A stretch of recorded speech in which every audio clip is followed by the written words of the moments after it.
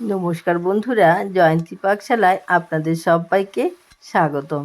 আজকে আমি যেই রেসিপিটি নিয়ে এসেছি সেটি হলো অতি সাধারণই কচুর শাক। এভাবে নিরামিষ কচুর শাক একদিন রান্না করে খেয়ে দেখুন, আশা করছি ভালো লাগবে। এখানে আমি কচুর শাকগুলোকে টুকরো টুকরো করে কেটে নিয়েছি।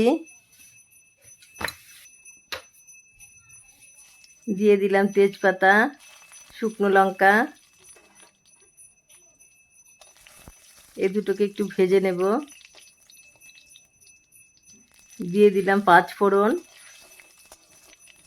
পাঁচফোড়নটাকে ভালো করে ভেজে নেব। যখন পাঁচফোড়ন থেকে সুন্দর গন্ধ বেরোবে তখন আমি এর মধ্যে বেশ কিছুটা কাঁচা লঙ্কা দিয়ে দিলাম। ঝালটা আপনারা আপনাদের পছন্দ মতো দেবেন।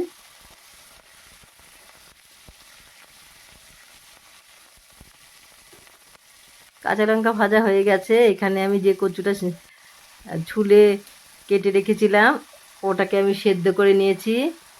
সেদ্ধ করে জল ফেলে তারপর নিয়েছি, ওটাকে দিয়ে দিলাম।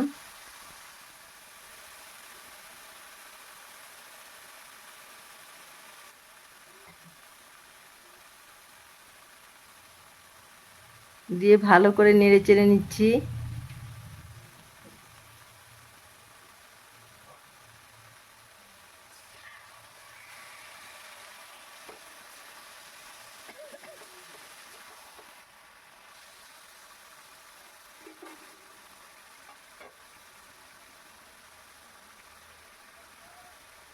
দিয়ে দিলাম হলুদ গুঁড়ো,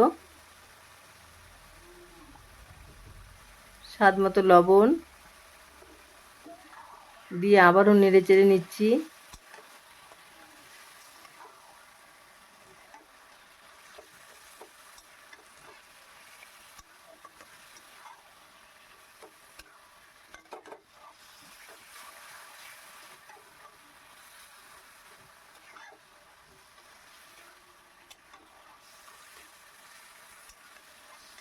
ভালো করে নাড়াচাড়া করে নিতে হবে, না হলে নিচে লেগে যাবে।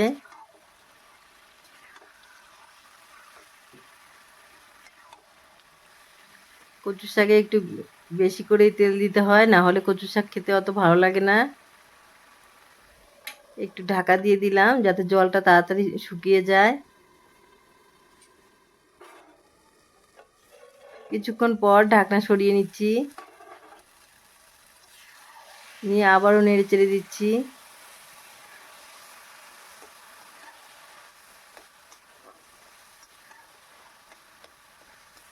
কচু শাক হতে একটু সময় লাগে, তাড়াহুড়ো করে কোনোদিনও কচু শাক রান্না হয় না।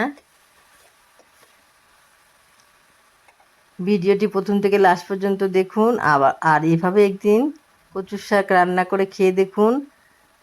দিয়ে দিলাম সামান্য চিনি দিয়ে নাড়াচাড়া করে জল শুকিয়ে গেলে নামিয়ে নিলে তৈরি হয়ে যাবে কচুর শাক। আমার ভিডিও এই পর্যন্তই। পরবর্তী ভিডিও নিয়ে আপনাদের সামনে চলে আসব। নমস্কার।